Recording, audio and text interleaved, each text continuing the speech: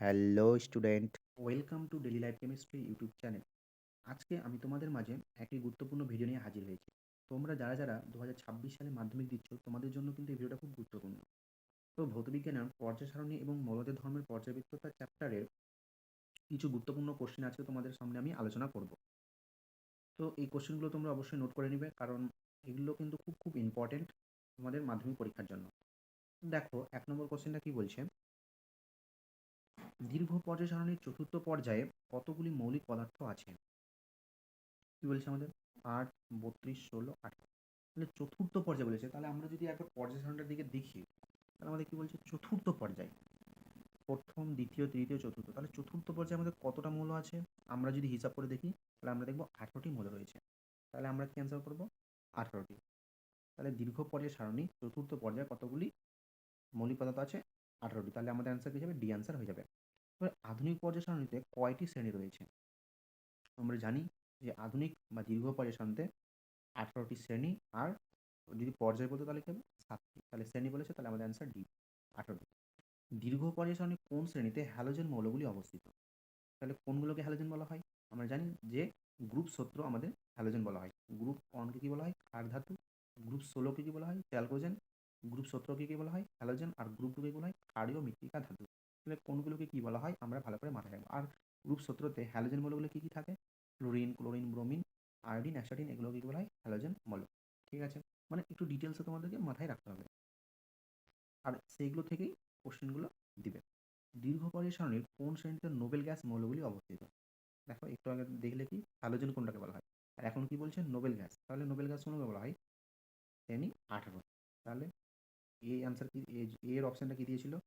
Group শ্রেণী 17। তাহলে শ্রেণী 17 কাদের বলা হয়?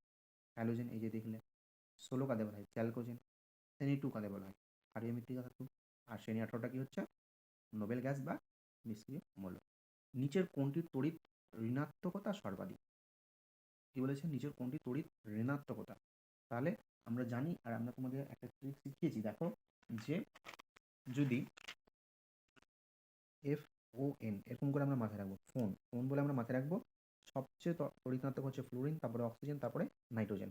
তাহলে আমরা যেখানেই দেখি না কেন, কোশ্চিন আমাদের দিক যে সবচেয়ে তড়িৎ ঋণাত্মক মৌল, তাহলে আমরা কি দিব? ফ্লোরিন। ঠিক আছে, তাহলে অ্যান্সার বি।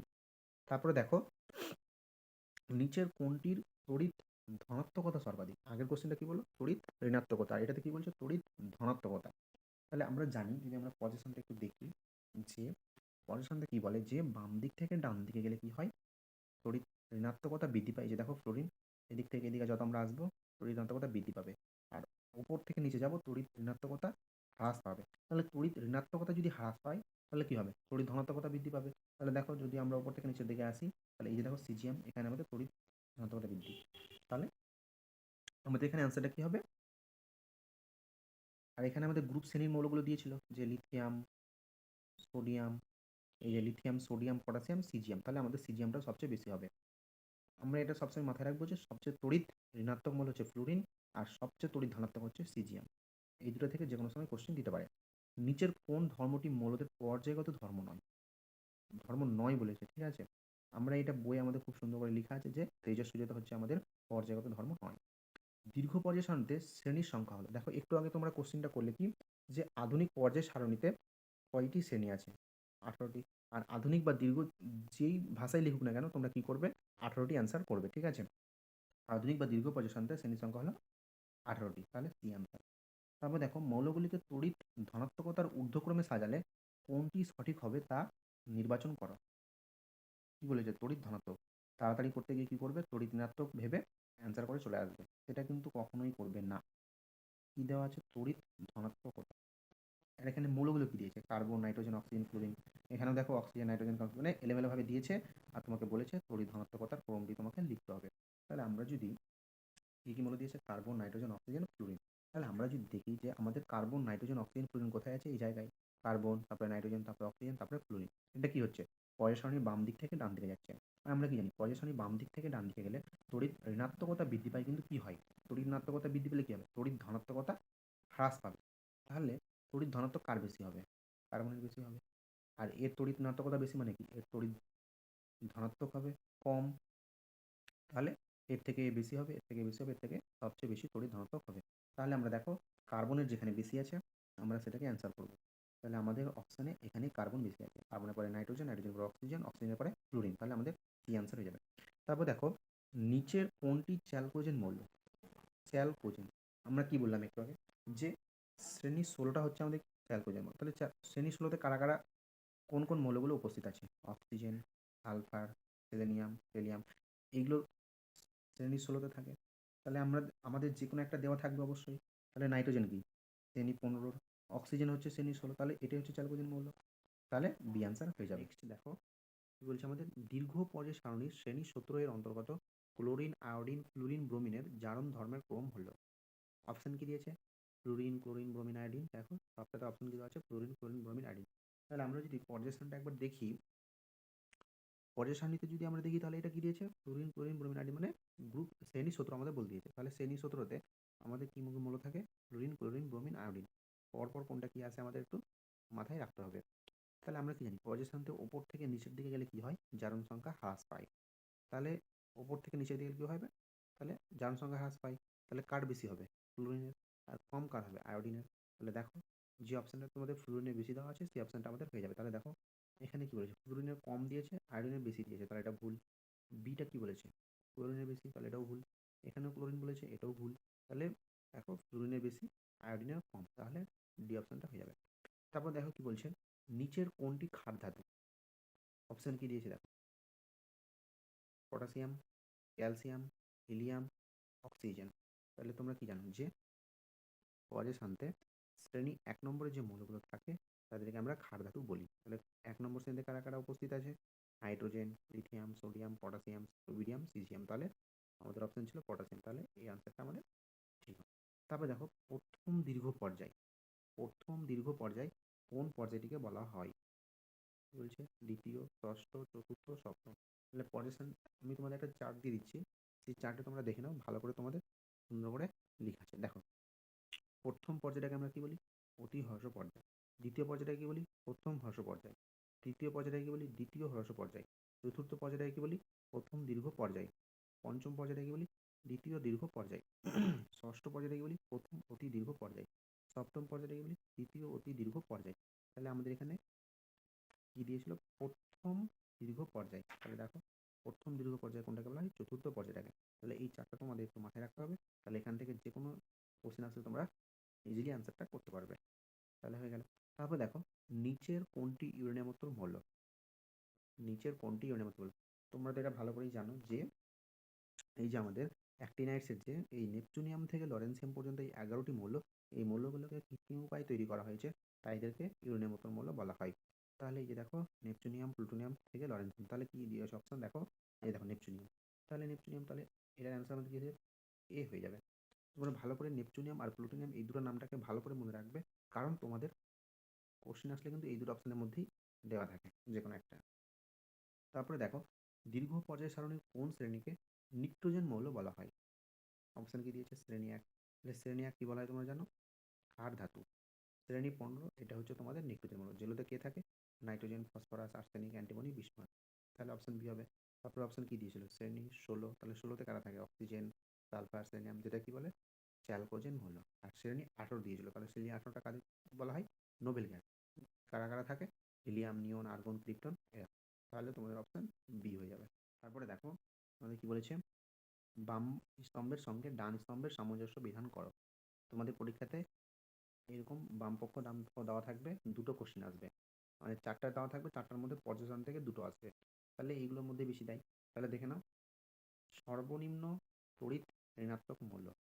সর্বনিম্ন, তোমরা আগে এটা নিজে থেকে করার চেষ্টা করবে, ভিডিওটাকে একটু বন্ধ রেখে তারপরে আবার অ্যান্সারগুলো মেনে নেবে। তাহলে দেখো সর্বনিম্ন তড়িৎ ঋণাত্মক মূল্য, তাহলে আমরা যদি অপশানে দেখি তাহলে দেখো ক্যালসিয়াম দিয়েছে, সিজিয়াম দিয়েছে, নিকেল, লিথিয়াম। তাহলে আমরা কি জানি? সবচেয়ে বেশি তড়িৎ ঋণাত্মককে ফ্লোরিন, আর সবচেয়ে কম হচ্ছে সিজিয়াম। আমরা এটা একটু মাথায় ভালো করে রেখে দিব যে সবচেয়ে বেশি তড়িৎ ঋণাত্মক হচ্ছে ফ্লোরিন, আর সবচেয়ে কম হচ্ছে সিজিয়াম। আবার সিজিয়াম কি? সবচেয়ে বেশি তড়িৎ ধনাত্মক।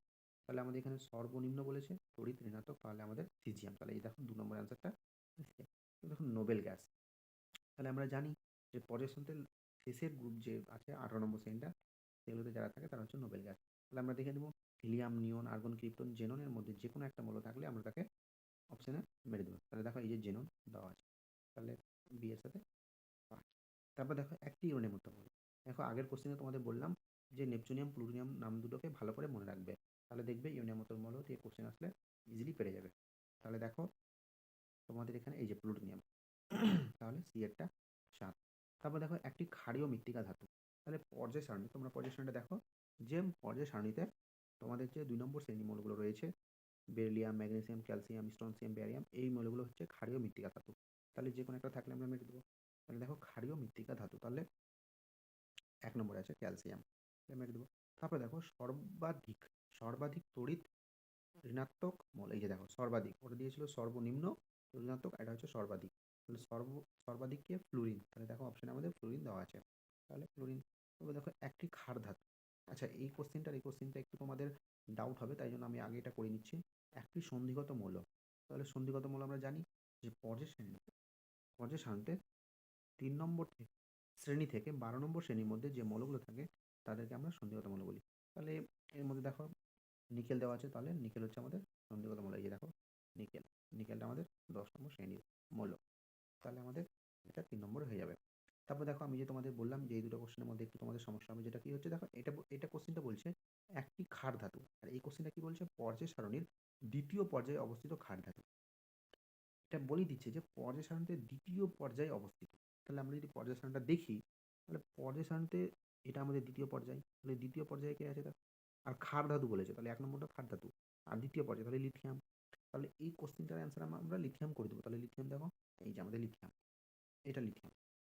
আর একটা হচ্ছে ক্ষার ধাতু বলেছে, তাহলে যে কোনো একটা আমরা ক্ষার ধাতু দিয়ে দেবো। তাহলে একটা ক্ষার ধাতু আমাদের সোডিয়াম, তাহলে আমরা সোডিয়াম দিয়ে দেবো। দেখো তোমাদের কি করতে পারে, এই কোশ্চেনটা একবারে দিয়ে দিল দুটো একসঙ্গে, আর অপশান দেওয়া আছে যে সোডিয়াম আর লিথিয়াম। তোমরা কি করলে, তোমরা যারা ভালো করে পজিশনটাকে পড়োনি তারা উল্টাপাল্টা করে চলে আসবে। তাই জন্য একটু যদি ভালো করে এই কোশ্চেনটাকে আগে করে নাও, তাহলে বাকি যেটা পড়ে থাকবে সেটাতে এটার অ্যান্সার হয়ে যাবে। নেক্সট দেখো 3 নম্বরের কোশ্চেন, ঠিক আছে 3 মার্কের। এই কিছুটা কোশ্চেন 3 মার্কের আছে, এগুলোকে ভালো করে কোশ্চেনগুলোকে নোট করে নাও তোমরা খাতায়, অ্যান্সারগুলো সুন্দর করে লিখবে যেন পরীক্ষার খাতায় কোনো রকম কাটাকাটি কিছু না হয়, একদম সুন্দর ফ্রেশ করে লিখে আসতে পারো। দেখো 1 নম্বর কোশ্চেনটা কি বলছে, কোনো মৌলের পরমাণুর আয়নাইজেশন শক্তি বলতে কি বোঝো, আয়োনাইজেশন শক্তি। আর তার সঙ্গে কি দিয়েছে, লিথিয়াম, সোডিয়াম, পটাশিয়াম ও সিজিয়ামকে আয়নাইজেশন শক্তির ঊর্ধ্বক্রমে সাজাও। এই কোশ্চেনটা তোমাদের 2+1 আকারে দেওয়া থাকবে। এটা হচ্ছে 2 নম্বরের, আর এটা হচ্ছে 1 মার্কের, তাহলে 2+1 3।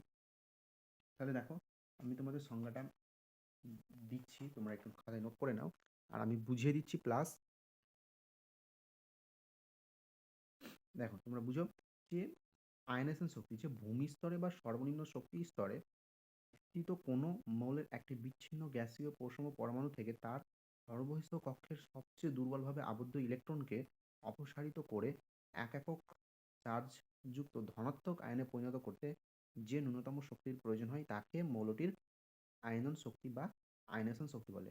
তোমাদের আয়নেশন শক্তি না বলে আয়নন বিভবও বলতে পারে। তাহলে দুটো নামটাকে ভালো করে মনে রাখবে যে আয়নন বিভব বা আয়নেশন শক্তি হচ্ছে একই জিনিস, তাহলে এটাকে আমাদের আয়নেশন শক্তি বলে। তাহলে সংজ্ঞাটাকে তোমরা ভালো করে লিখে নাও, আর আমি তোমাদের বুঝিয়ে দিচ্ছি। দেখো অ্যাকচুয়ালি সংজ্ঞাটা কি বলছে আয়নেশন শক্তির, যে ধরো এটা তোমাদের, এটা হচ্ছে নিউক্লিয়াসে কি থাকে প্রোটন আর নিউট্রন। প্রোটন পজিটিভ, নিউট্রন হচ্ছে কোনো চার্জ নেই, নিউট্রাল, তাই জন্য আমি এখানে পজিটিভ চিহ্ন দিলাম। আর এটা হচ্ছে তোমাদের ইলেকট্রন, এগুলোতে কি থাকে ইলেকট্রন, পরমাণু নিউক্লিয়াসের বাইরে কি থাকে ইলেকট্রন ঘোরাফেরা করে। তাহলে আমি ইলেকট্রন দেখিয়ে দিচ্ছি, ঠিক আছে। আরও দিতে পারো তোমরা, আরও দিতে পারো, তাহলে ইলেকট্রনগুলো আমি দিচ্ছি না। এবার দেখো এখানে যদি আমরা কোনো শক্তি দিই, ধরো এখানে আমরা কোনো শক্তি দিলাম, ঠিক আছে, তাহলে কি হবে এক একক, এখানে ইলেকট্রন দিয়ে দাও, এখানে ইলেকট্রন দিয়ে দাও, আমি হিসাব না করে দিয়ে দিচ্ছি দেখো তোমাদের বোঝানোর জন্য। তাহলে এখানে যদি আমরা শক্তি প্রয়োগ করি তাহলে কি হবে, আমাদের এক একক এই নেগেটিভ চার্জ বেরিয়ে এটা কি যাবে, এটা ধনাত্মক আয়নে পরিণত হবে। মানে একটা যদি আমাদের ইলেকট্রন বেরিয়ে যায় এখান থেকে, তাহলে এটা কি হবে, এটা যে পড়ে থাকবে, আমি এখানে দেখিয়ে দিচ্ছি দেখো, এটা কি হবে, এখান থেকে একটা এনার্জি শুধু বেরিয়ে যাবে, বাকি যটা আছে তটা থাকবেই, বাকি ইলেকট্রন থাকবে, শুধু কি হবে এক একক ধনাত্মক আয়নে পরিণত হচ্ছে। তাহলে এখানে যদি আমরা শক্তি প্রয়োগ করি তাহলে কি হচ্ছে, এক একক ধনাত্মক আয়নে পরিণত হচ্ছে। এইটাই হচ্ছে তোমাদের আয়নেশন শক্তি বা আয়নন বিভব। তাহলে সংজ্ঞাটা দিবে, আর এটা পারলে এটাও এঁকে দিবে, তাহলে কি হবে, খুব অ্যান্সারটা পারফেক্ট হবে। তারপর দেখো, তারপরে কোশ্চেনটা কি বলছে যে লিথিয়াম, সোডিয়াম, পটাশিয়াম ও সিজিয়ামকে আয়নেশন শক্তির ঊর্ধ্বক্রমে সাজাও। আমরা কি জানি আমাদের কি বলেছে আগে দেখে নাও। তাহলে পর্যায় সারণীতে আমাদের যদি দেখি, দেখো কি বলেছে, লিথিয়াম, সোডিয়াম, পটাশিয়াম, সিজিয়াম। তাহলে এটা আমাদের হচ্ছে যে শ্রেণী একের মৌলগুলো। দেখো লিথিয়াম, সোডিয়াম, পটাশিয়াম আর সিজিয়াম দিয়েছে, ঠিক আছে। আর আমরা পর্যায় সারণীতে কি জানি যে পর্যায় সারণীতে ওপর থেকে নিচের দিকে গেলে কি হয়, পরমাণুর আকার বৃদ্ধি পায়। পরমাণুর আকার বৃদ্ধি পেলে কি হবে, আয়নেশন শক্তি হ্রাস পাবে। কেন হ্রাস পাবে, দেখো, ধরো তোমাদের এটা ধরো লিথিয়াম, সোডিয়াম, পটাশিয়াম, সিজিয়াম। ধরো এটার সাইজ আছে এতটা, এটার সাইজ আছে এতটা, এটার হচ্ছে এতটা, এটা আরো বড়। তাহলে কি হচ্ছে, এর যে বাইরে থেকে আমি ইলেকট্রনটা বের করব, ধরো এটা নিউক্লিয়াস, ঠিক আছে, নিউক্লিয়াস। এখান থেকে এটার দূরত্ব কি, কম, তার থেকে এটা একটু বেশি, তার থেকে এটা একটু বেশি, তার থেকে এটা আরো বেশি।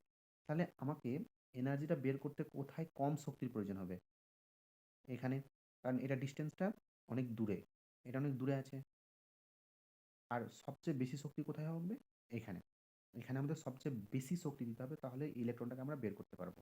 আর আমরা কি বলেছিলাম যে দেখো, যে এখানে শক্তি দিয়ে এখান থেকে এক একক এটাকে ধনাত্মক আধানে পরিণত করতে যে শক্তির প্রয়োজন হয় সেটাকে আমাদের কি বলে, আয়নেশন শক্তি।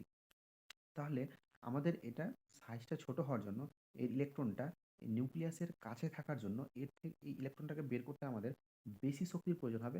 তাই জন্য এটার আয়নেশন শক্তি বেশি, তাহলে লিথিয়ামের আয়নেশন শক্তি বেশি। আর তোমাদের কোশ্চেনটা কি বলেছে যে ঊর্ধ্বক্রমে সাজাও। মানে কি করব, ঊর্ধ্বক্রম বলা থাকলে আমরা করব যে ছোট থেকে বড়। তাহলে আমরা যদি এটাকে ছোট থেকে বড় আকারে সাজাই, তাহলে কি অ্যান্সার আসবে, তাহলে কম কার, সিজিয়াম। তাহলে সিজিয়াম দিয়ে দিলাম। সিজিয়ামের পরে কে আসবে, পটাশিয়াম। পটাশিয়ামের পরে কে আসবে, সোডিয়াম। আর এটা হচ্ছে লিথিয়াম। তাহলে তোমরা খাতায় নোট করে নাও। তারপর এটা দেখো, তারপরে কোশ্চেনটা কি বলছে যে কোনো পরমাণুর পারমাণবিক ব্যাসার্ধ বলতে কি বোঝায়। আর দীর্ঘ পর্যায় সারণীর গ্রুপ 14 এর প্রথম তিনটি মৌল কার্বন, সিলিকন, দেখো বলে দিয়েছে গ্রুপ 14 আর প্রথম তিনটি মৌল। তাহলে কার্বনের পরে সিলিকন, সিলিকনের পরে জার্মেনিয়াম, এই তিনটা পরপর আছে আমাদের, এটা বলে দিয়েছে। এটা যদি না বলতো, তোমাদেরকে যদি শুধু বলতো যে গ্রুপ 14 এর প্রথম তিনটি মৌলের তাদের পারমাণবিক ব্যাসার্ধের ঊর্ধ্বক্রমে সাজাও, তাহলে কিন্তু এই মৌলগুলোকে তোমাদের মনে রাখতে হবে। যে যার মাথায় আসতো সে অ্যান্সারটা করে আসতে পারতো, যার মাথায় আসতো না সে অ্যান্সারটা করে আসতে পারতো না। মানে তুমি জানা সত্ত্বেও যে পারমাণবিক ব্যাসার্ধ কি হয় এটা জানা সত্ত্বেও তুমি এই কোশ্চেনটার অ্যান্সার হয়তো করে আসতে পারবে না। তাই জন্য তোমাদের মৌলগুলোকে একটু মনে রাখতে হবে। তাহলে দেখো আমাদের কি বলেছে, পারমাণবিক ব্যাসার্ধ। তাহলে দেখো পারমাণবিক ব্যাসার্ধ সংজ্ঞাটা আমি তোমাদের যদি একটু দেখাই, খুব ছোট আছে। দেখো, এটা একটু তোমরা নোট করে নাও, এটাকে পরীক্ষাতে আসলে এইটা পুরো সুন্দর করে লিখে আসবে। এখন কি বলছে, পারমাণবিক ব্যাসার্ধ সংজ্ঞাটা কি বলছে যে কোনো বিচ্ছিন্ন পরমাণুর নিউক্লিয়াস থেকে বহিস্তম ইলেকট্রন কক্ষের দূরত্ব। কোনো বিচ্ছিন্ন পরমাণু নিউক্লিয়াস থেকে বহিস্তম ইলেকট্রন কক্ষের দূরত্ব, এটাই হচ্ছে পারমাণবিক ব্যাসার্ধ। তাহলে আমি তোমাদের যদি বোঝাই, দেখো ধরো এই যে বললাম একটু আগে, আমি বেশি আঁকছি না, ধরো এটা তোমাদের নিউক্লিয়াস, এর বাইরে যে এর কক্ষপথে যে ইলেকট্রনগুলো আছে, এই যে এই নিউক্লিয়াসটা থেকে এই সবচেয়ে বাইরের কক্ষপথের যে দূরত্বটা, এটাই হচ্ছে তোমাদের পারমাণবিক ব্যাসার্ধ। তাহলে এই দূরত্বটা যত বড় হবে, পারমাণবিক ব্যাসার্ধ তার তত বেশি হবে। এই দেখো এটার ক্ষেত্রে দেখো, এখান থেকে এতটা আসছে, তাহলে কি হবে, এর পারমাণবিক ব্যাসার্ধ বেশি, এর পারমাণবিক ব্যাসার্ধ কম।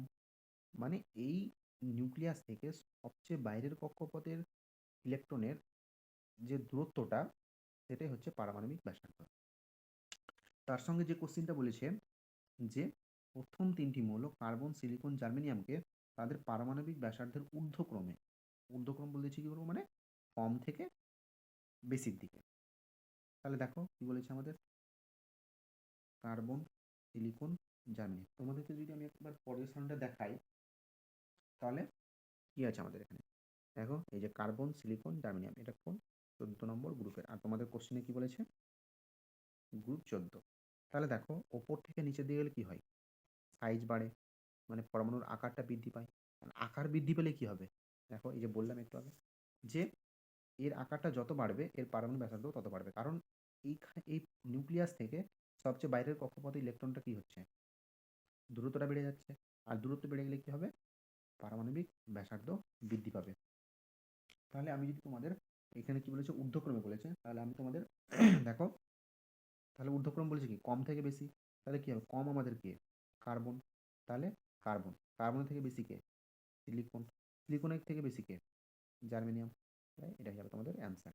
তোমরা একটু খাতায় নোট করে নাও। নেক্সট দেখো, ড্রোবেরিনার ত্রয় সূত্রটি লেখ, উদাহরণ দাও। উদাহরণ দিতে বলেছে, ঠিক আছে। তারপরে কি বলছে, ক্লোরিন, ব্রোমিন, আয়োডিন, ফ্লুরিনকে তাদের জারণ ক্ষমতার ঊর্ধ্বক্রমে সাজাও। তাহলে কি বলছে, ডোবেরিনার ত্রয় সূত্রটি লেখো।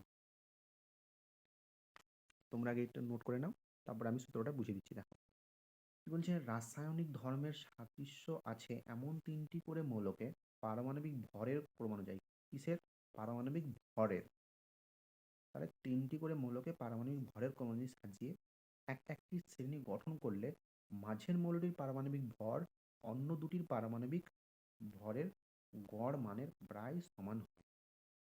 তাহলে কিসের অনুযায়ী সাজিয়েছিল, পারমাণবিক ভরের। আর 3টা করে মৌল নিয়েছিল, 3টা মৌলের মধ্যে কি বলছে, মাঝখানের মৌলটার পারমাণবিক ভর কি হবে, প্রথম আর দ্বিতীয়টাকে যোগ করে 2 দিয়ে ভাগ করলে এটার গড় যেটা হবে তার সাথে সমান হবে। দেখো তোমাদের বুঝিয়ে দিচ্ছি, তাহলে ওই সূত্রটা লিখবে। আর এক্সাম্পল যেটা বলেছে, উদাহরণ দাও, সেটা কি, দেখো ধরো আমরা 3টা যদি মৌল নিই, যে লিথিয়াম, সোডিয়াম, পটাশিয়াম, এর পারমাণবিক ভর হচ্ছে, লিথিয়ামের পারমাণবিক ভর কত, 7, এটা হচ্ছে 23, আর পটাশিয়ামের হচ্ছে 39। তাহলে কি বলছে, যে মাঝের মৌলটার পারমাণবিক ভর, এই যে মাঝের মৌলটার পারমাণবিক কত, 23, তাহলে এই মৌলটার পারমাণবিক ভর কি হবে, প্রথম আর তৃতীয় এই দুটোর যোগ করে আমরা যদি গড় করি, মানে গড় মানে কি, এই দুটোকে যোগ করে আমরা 2 দিয়ে ভাগ করবো, তাহলে কত হবে, 43/2 মানে আমাদের 23। তাহলে এই দেখো, এটাও 23, এটাও 23, তাহলে সমান হচ্ছে।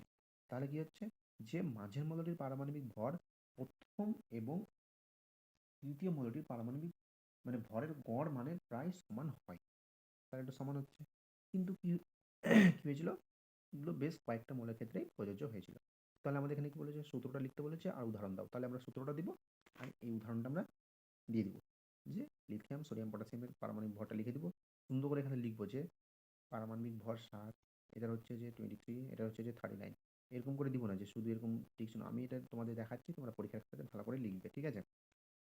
তারপরে কি বলছে, যে ক্লোরিন, ব্রোমিন, আয়োডিন, ফ্লুরিনকে তাদের জারণ ক্ষমতার ঊর্ধ্বক্রমে সাজাও। তাহলে এখানে কোন শ্রেণীটা দিয়েছে, শ্রেণীর সূত্র, দেখে না, শ্রেণীর সূত্র, এই দেখো, ফ্লুরিন, ক্লোরিন, ব্রোমিন, আয়োডিন। আর আমরা কি জানি, পর্যায় সারণীতে ওপর থেকে নিচের দিকে গেলে কি হয়, জারণ ক্ষমতা হ্রাস পায়। তাহলে কার বেশি হবে, ফ্লুরিনের বেশি হবে, আর কম কার হবে, আয়োডিন। তাহলে আমাদের এখানে কি কি দিয়েছিল, ফ্লুরিন, ক্লোরিন, ব্রোমিন, আয়োডিন, তাহলে ফ্লুরিনের বেশি। এখানে আমাদের কি বলেছে, ঊর্ধ্বক্রমে সাজাও, তাহলে আমরা সাজাবো। তাহলে ঊর্ধ্বক্রম মানে কি, কম থেকে বেশি। তাহলে আমরা লিখে দেবো ফার্স্টে ফ্লুরিন, ক্লোরিন, ব্রোমিন, আয়োডিন, আর ওপর থেকে নিচের দিকে কি হয়, হ্রাস পাই, হ্রাস পাই। তাহলে আমরা যদি লিখি, নিম্ন আমাদের ঊর্ধ্বক্রমে লিখতে হবে, তাহলে কমকে আয়োডিন, আয়োডিনের পরে কি আসবে, ব্রোমিন, ব্রোমিনের পরে কি আসবে, ক্লোরিন, ক্লোরিনের পরে কি আসবে, ফ্লুরিন, ঠিক আছে। তাহলে এটা তোমরা সুন্দর করে এরকম করে লিখে দিবে, যে ঊর্ধ্বক্রমে সাজিয়ে পাই। তারপরে দেখো, মৌলের তড়িৎ ঋণাত্মকতা বলতে কি বোঝায়, ফ্লুরিন, ক্লোরিন, ব্রোমিন, আয়োডিনকে তাদের তড়িৎ ঋণাত্মকতার ঊর্ধ্বক্রমে সাজাও। তাহলে ফার্স্টে এটা দেখে নিব, মৌলের তড়িৎ ঋণাত্মকতা বলতে কি বোঝায়। তাহলে দেখো, আমি তোমাদের সংজ্ঞাটা ফার্স্টে দিয়ে দিচ্ছি, সংজ্ঞাটা তোমরা আগে নোট করে নাও, তারপরে আমি বুঝিয়ে দিচ্ছি। দেখো এই যে, তাহলে কি বলছে, তড়িৎ ঋণাত্মকতা অন্য কোনো মৌলের পরমাণুর সঙ্গে সমযোজী বন্ধনে আবদ্ধ। সমযোজী বন্ধন মানে দুটো মৌল থাকবে, তারা কি করবে, একে অপরের ইলেকট্রন শেয়ার করে সমযোজী বন্ধন ফার্স্টে করবে। এবার কি বলছে, সমযোজী বন্ধনে থাকা অবস্থায় বন্ধন সৃষ্টিকারী ইলেকট্রন জোড়কে কোনো মৌলের পরমাণু নিজের দিকে আকর্ষণ করার ক্ষমতাকেই বলা হয় তড়িৎ ঋণাত্মকতা। তাহলে দেখো, আমি যদি তোমাদের এটা বোঝাই, দেখো ধরো তোমাদের কি আছে, এটা একটা মৌল আছে, এটা একটা মৌল। ধরো এ মৌল কি করলো, একটা ইলেকট্রন দিল, আর বি মৌল একটা ইলেকট্রন দিল, তাহলে কি হয়, তাহলে তো সমযোজী বন্ধন সৃষ্টি হয়, তোমরা এটা পড়েছো। তাহলে এ একটা মৌল দিল আর বি একটা মৌল দিল, তাহলে কি হচ্ছে, তারা দুজন শেয়ার করে একটা সমযোজী বন্ধন সৃষ্টি করলো। এবার ধরো যে বি মৌলটার তড়িৎনাত্মকতা বেশি, এই যে দেখো আমি মাইনাস চিহ্ন দিয়ে দেখিয়ে দিচ্ছি, আর এটা হচ্ছে পজিটিভ। তাহলে কি করবে, এর তড়িৎনাত্মকতা বেশি হলে এই ইলেকট্রন দুটোকে কি করবে, সে নিজের দিকে টেনে নিবে। এই যে সে নিজের দিকে টেনে নিবে, এটাই হচ্ছে তড়িৎনাত্মক, যে সমযোজী বন্ধনে আবদ্ধ থাকা অবস্থায় কি করবে, একটা মূল্য তার তড়িৎনাত্মকতা বেশি হলে সে নিজের দিকে ইলেকট্রনগুলোকে টেনে নেবে। এই যে দেখো, ইলেকট্রন জোড়কে কোনো মৌলের পরমাণু নিজের দিকে আকর্ষণ করার ক্ষমতাটাই হচ্ছে তড়িৎ ঋণাত্মকতা। তারপর আমাদের কি বলছে, যে ফ্লুরিন, ক্লোরিন, ব্রোমিন, আয়োডিনকে তাদের তড়িৎ ঋণাত্মকতার ঊর্ধ্বক্রমে সাজাও, মানে ঊর্ধ্বক্রম বলেছে আবার, তাহলে কি করবো, কম থেকে বেশির দিকে যাব। তাহলে আমরা দেখবো আমাদের আবার সেই কি বলেছে, ফ্লুরিন, ক্লোরিন, ব্রোমিন, আয়োডিন, পরের সারিতে আমরা দেখলে, তারপর আমাদের ফ্লুরিন, 17 নম্বর শ্রেণীতে ফ্লুরিন, ক্লোরিন, ব্রোমিন, আয়োডিন। তাহলে আমরা জানি যে ওপর থেকে নিচের দিকে গেলে কি হয়, পরমাণুর আকার বৃদ্ধি পায়, আর আকার বৃদ্ধি পেলে কি হবে, তড়িৎ ঋণাত্মকতাটা হ্রাস পাবে। এই দেখো, আর আমরা জানি ফ্লুরিনের সবচেয়ে বেশি তড়িৎ ঋণাত্মক হচ্ছে ফ্লুরিন। তাহলে যত নিচে নামবো আমাদের হ্রাস পাবে, তাহলে বেশি কার হবে, ফ্লুরিন, ফ্লুরিনের পরে ক্লোরিন, ক্লোরিনের পরে ব্রোমিন, ব্রোমিনের পরে আয়োডিন। আর আমাদের কি বলেছে এখানে, ঊর্ধ্বক্রমে সাজাতে বলেছে। তাহলে দেখো, আমরা সাজাবো কম থেকে বেশির দিকে যাবো আমরা, তাহলে কম হচ্ছে আয়োডিন, আয়োডিনের পরে ব্রোমিন, ব্রোমিনের পরে ক্লোরিন, ক্লোরিনের পরে ফ্লুরিন। এই যে দেখো তোমাদের অ্যান্সার। তারপর এখানে খাতাটা লিখে নেবে ভালো করে। আর দেখো, ঊর্ধ্বক্রম আর নিম্নক্রম কিন্তু ভালো করে মাথায় ঢুকিয়ে নেবে, যে ঊর্ধ্বক্রম মানে হচ্ছে যে কম থেকে বেশি। আমি এখানে লিখে দিচ্ছি, দেখো তোমাদের যদি ঊর্ধ্বক্রম বলে তাহলে কি করবে, কম থেকে বেশিতে যাবে, ঠিক আছে। আর যদি নিম্নক্রম বলে তাহলে কি করবে, বেশি থেকে কম। এটাকে ভালো করে মাথায় ঢুকিয়ে নাও, একটা কোশ্চিন আসবেই। তারপরে দেখো, আধুনিক পর্যায় সূত্রটি বিবৃত করো। মেন্ডেলিফের পর্যায় সারণীর আধুনিক ভাষ্যরূপে কটি পর্যায় ও কটি শ্রেণী আছে। আধুনিক পর্যায় সূত্রটি, আধুনিক পর্যায় সূত্র তোমরা একটু ফার্স্টে দেখে নাও। এই দেখো, আধুনিক পর্যায় সূত্র যেটা মজলে দিয়েছিল, যে আধুনিক পর্যায় সূত্র বা যেটাকে বলা হয় মেন্ডেলিফের পর্যায় সূত্রের সংশোধিত রূপ। যে কোনো মানে ভাষা ইউজ করে তোমাকে কোশ্চিনটা দিতে পারে, শুধু তোমাকে ভালো করে মাথায় ঢুকিয়ে দিতে হবে যে যেটা মেন্ডেলিফের সূত্র ছিল, যেটা মেন্ডেলিফের সূত্রটা পরবর্তীতে সংশোধিত হয়েছিল, সেটাই হচ্ছে আধুনিক পর্যায় সূত্র। তাহলে কি বলছে, যে বিভিন্ন মৌলের ভৌত ও রাসায়নিক ধর্ম তাদের পরমাণু ক্রমাঙ্ক বৃদ্ধির সঙ্গে পর্যায়ক্রমে পুনরাবৃত্ত হয়। আর এটাও ভালো করে মাথায় রাখবে যে যেটা আধুনিক পর্যায় সূত্র, সেটা হচ্ছে পরমাণু ক্রমাঙ্কর উপর নির্ভর করে হয়েছিল।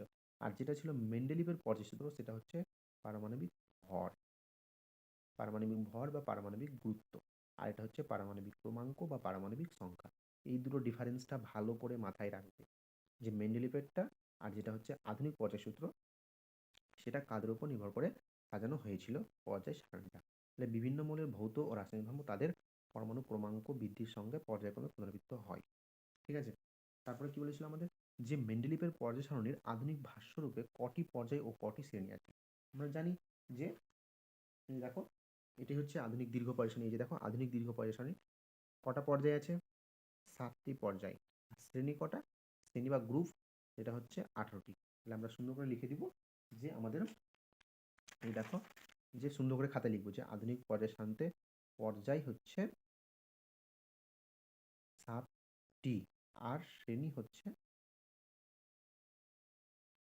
18টি, ঠিক আছে। ভাষা দিয়ে সুন্দর করে লিখবে। তারপরে দেখো কি বলছে, হাইড্রোজেনের ধর্মের সঙ্গে গ্রুপ 1 মৌলগুলির একটি ধর্মের এবং গ্রুপ 17 মৌলগুলির দুটি ধর্মের সাদৃশ্য লেখো। হাইড্রোজেনের ধর্মের সঙ্গে গ্রুপ 1 মৌলগুলির একটি ধর্মের এবং গ্রুপ 17 মৌলগুলির দুটি ধর্মের সাদৃশ্য লেখো। তাহলে এটা 1 নম্বরে প্লাস হচ্ছে 2 নম্বর, মানে 1 নম্বরের সাথে যেটা সাদৃশ্য সেটা হচ্ছে 1 মার্ক, আর গ্রুপ 17 সঙ্গে দুটি লিখতে বলেছে তার জন্য 2 মার্ক, তাহলে 1+2। তাহলে দেখো, আমি তোমাদের এটা একটু নোট করে নাও, দিয়ে আমি বুঝাচ্ছি তোমাদের। দেখো, নোট করে নিয়েছো, দেখো দেখো, যে হাইড্রোজেনের ধর্মের সঙ্গে গ্রুপ 1 মৌলগুলির একটি ধর্মের সাদৃশ্য, সুন্দর করে পয়েন্টটা করবে, ঠিক আছে। তাহলে একটা কি বলেছে, যে ক্ষার ধাতুর মতো হাইড্রোজেনের সর্বস্থ কক্ষে একটি ইলেকট্রন থাকে, তাই ক্ষার ধাতুর মতো হাইড্রোজেনের যোজ্যতা 1।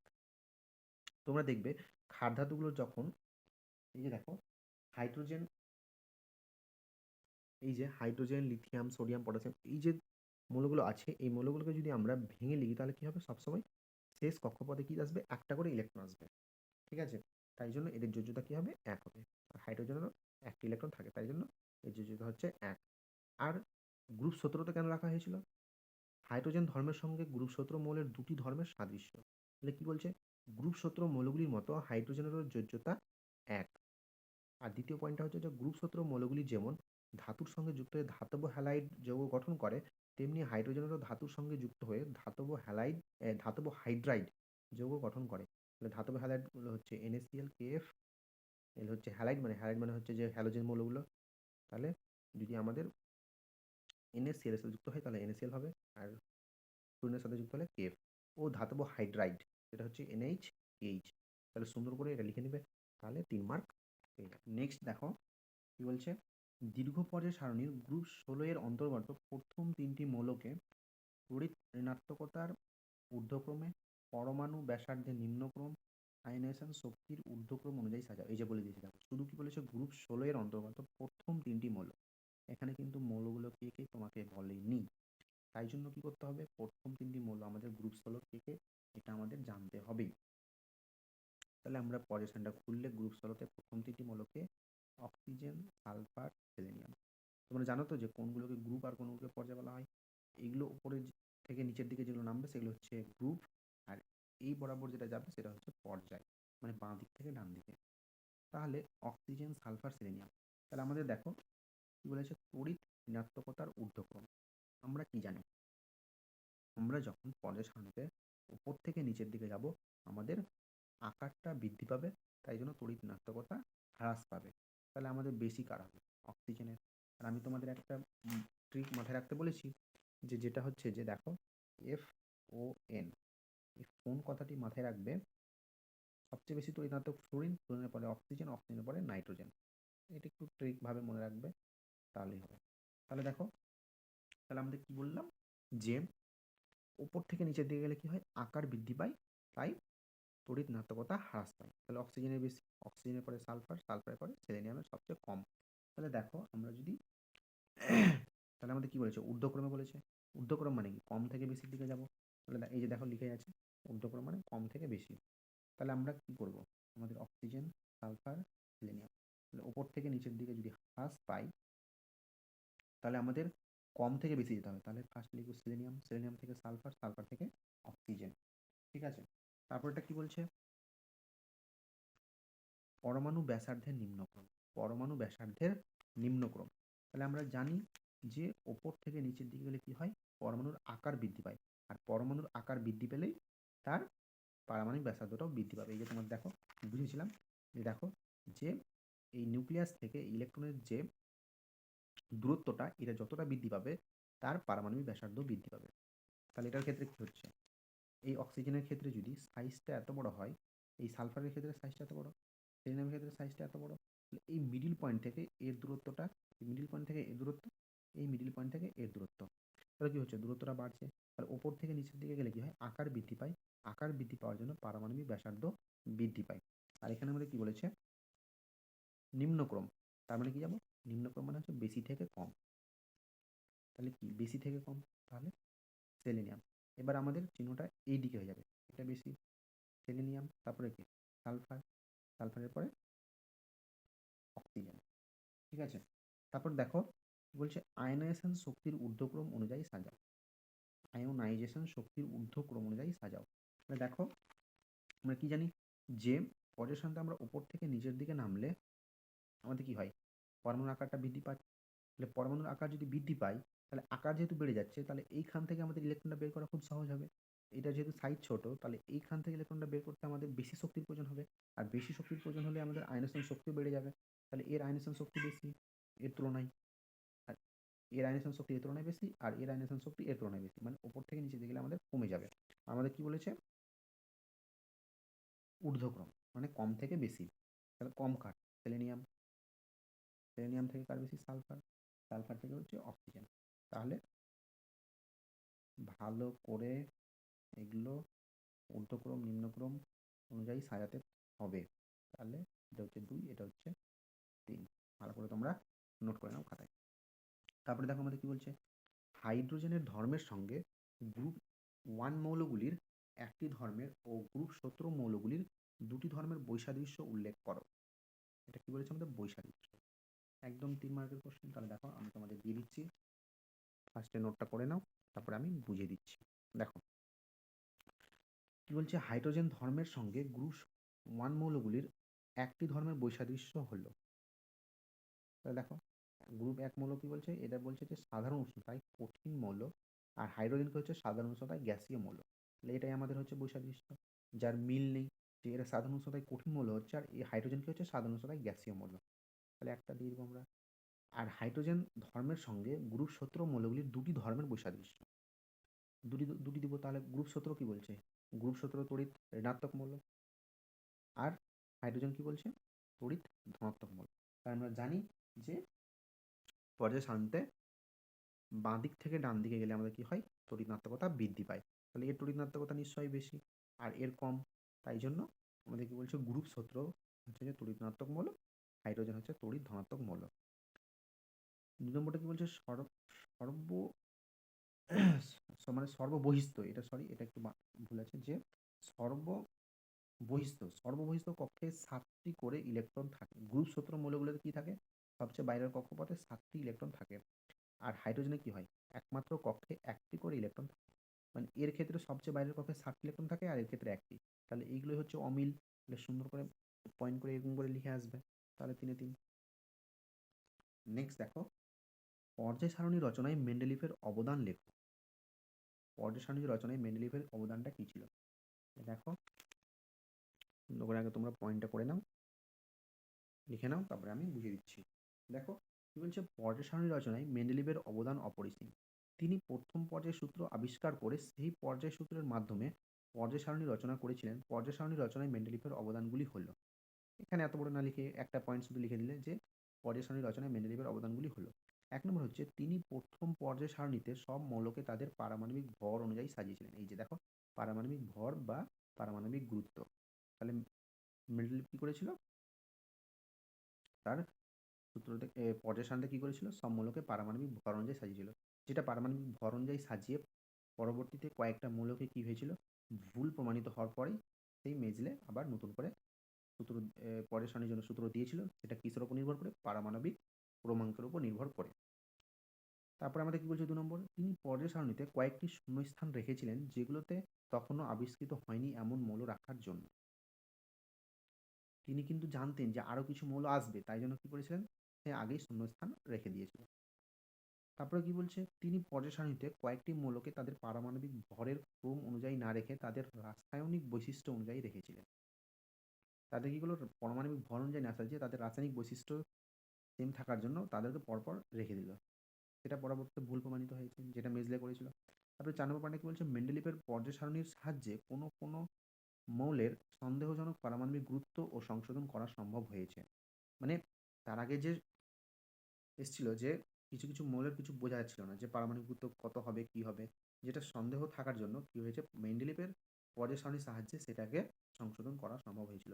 এগুলো হচ্ছে মেন্ডেলিভের পর্যায় সারণীর একটা ভালো মানে গুরুত্বপূর্ণ দিক, যেটা মেন্ডেলিভ পর্যায় সারণীতে অবদানটা রেখেছিল। তাহলে সুন্দর করে পয়েন্ট করে লিখে আসবে। তারপরে দেখো যে মৌলসমূহের পর্যায়বৃত্ত ধর্ম বলতে কি বোঝায়? উদাহরণ দাও। একটি ধর্মের উল্লেখ করো যেটি পর্যায়বৃত্ত ধর্ম নয়। এটা খুব ইম্পর্টেন্ট, যে একটি ধর্মের উল্লেখ করো যেটি পর্যায়বৃত্ত ধর্ম নয়। তোমরা নিশ্চয়ই জানো এটা। তাহলে দেখো ফার্স্টে কি বলছে, পর্যায়বৃত্ত ধর্ম বলতে কি বোঝায়। আমি সংজ্ঞাটা দিচ্ছি, একটু বড় করে দিচ্ছি, বড় করে লিখে আসবে, যেহেতু সংজ্ঞাতে 2 মার্ক থাকতে পারে তাই জন্য আমি বড় করে দিচ্ছি। তাহলে দেখো কি বলছে, পরমাণু ক্রমাঙ্ক বৃদ্ধির সাথে পর্যায় সারণীর বিভিন্ন পর্যায়ভুক্ত মৌলগুলির ভৌত ও রাসায়নিক ধর্ম পরিবর্তিত হয়। মানে পরমাণু ক্রমাঙ্ক যত বাড়তে থাকে আমাদের ভৌত ও রাসায়নিক ধর্মের তত পরিবর্তনও হতে থাকে, এবং পরমাণু ক্রমাঙ্কের নির্দিষ্ট ব্যবধানে একই প্রকার ধর্মের পুনরাবৃত্তি লক্ষ্য করা যায়।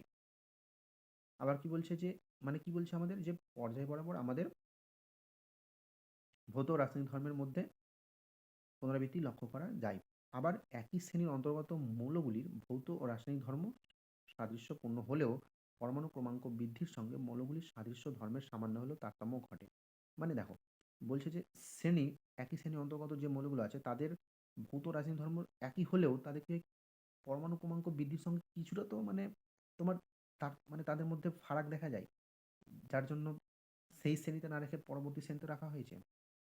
যেহেতু তার পারমাণবিক অঙ্ক বেশি, তাহলে নিশ্চয়ই একটু তো কিছু অমিল থাকবেই, বা একটু তার মধ্যে ভৌত ও রাসায়নিক ধর্মের একটু মানে আলাদা কিছু দেখা যাবে। এবং কি বলছে যে মৌলের যেসব ভৌত ও রাসায়নিক ধর্ম পর্যায়গত ও শ্রেণীগতভাবে পরিবর্তিত পুনরাবৃত্ত হয়, তাদের পর্যায়গত ধর্ম বলে।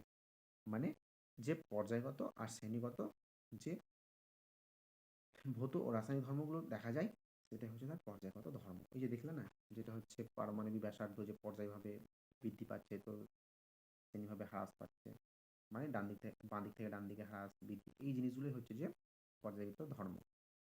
তার মধ্যে কি বলেছিল, উদাহরণ দাও। তাহলে আমরা জানি যে পারমাণবিক ব্যাসার্ধ, পারমাণবিক পারমাণবিক ব্যাসার্ধ, আয়নেশন শক্তি, তড়িৎ নাটকতা, এগুলো হচ্ছে পর্যায়বৃত্ত ধর্ম। আর পর্যায়বৃত্ত ধর্ম নয় তেজস্ক্রিয়তা, গন্ধ, বর্ণ, এগুলো হচ্ছে পর্যায়বৃত্ত ধর্ম নয়। তাহলে ভিডিওটি আমি এখানে শেষ করছি। আর ভিডিওটি ভালো লেগে থাকলে অবশ্যই তোমরা বন্ধুদের মাঝে শেয়ার করবে, আর অবশ্যই চ্যানেলটাকে সাবস্ক্রাইব করবে আরও এরকম ভিডিও পাওয়ার জন্য।